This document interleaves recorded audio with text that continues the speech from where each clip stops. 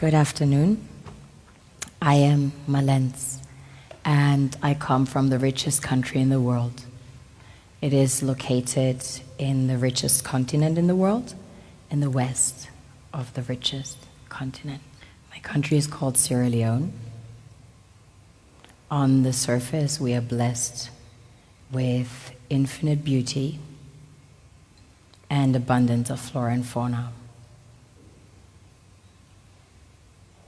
producing the most exquisite harvest of coffee, cocoa, fruits, vegetables, and caoutchouc.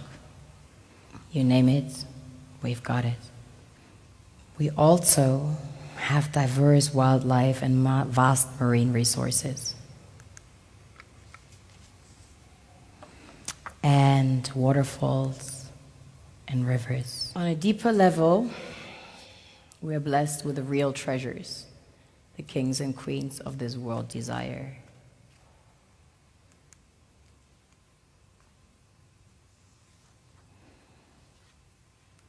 This was the largest alluvial diamond ever found. It weighs almost 1,000 carats, 969 to be precise.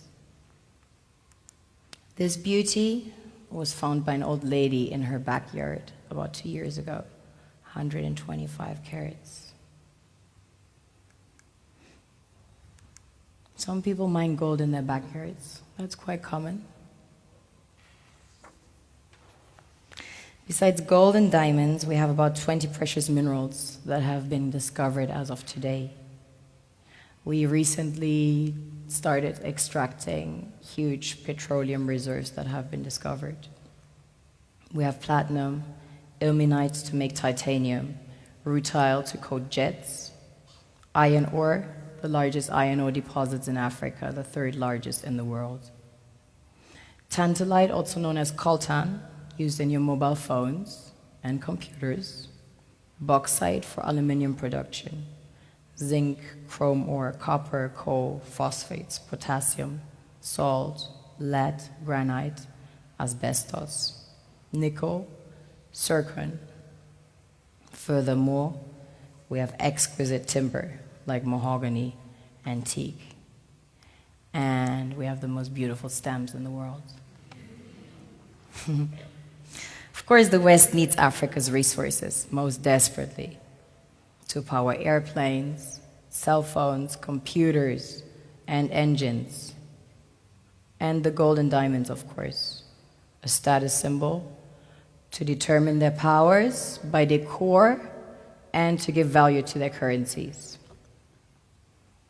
One thing that keeps me puzzled, despite having studied finance and economics at the world's best universities, the following question remains unanswered. Why is it that 5,000 units of our currency is worth 1 unit of your currency, where we are the ones with the actual gold reserves? It's quite evident that the aid is in fact not coming from the West to Africa, but from Africa to the Western world. The Western world depends on Africa in every possible way, since alternative resources are scarce out here. So how does the West ensure that the free aid keeps coming? By systematically destabilizing the wealthiest African nations and their systems, and all that backed by huge PR campaigns, leaving the entire world under the impression that Africa is poor and dying and merely surviving on the mercy of the West.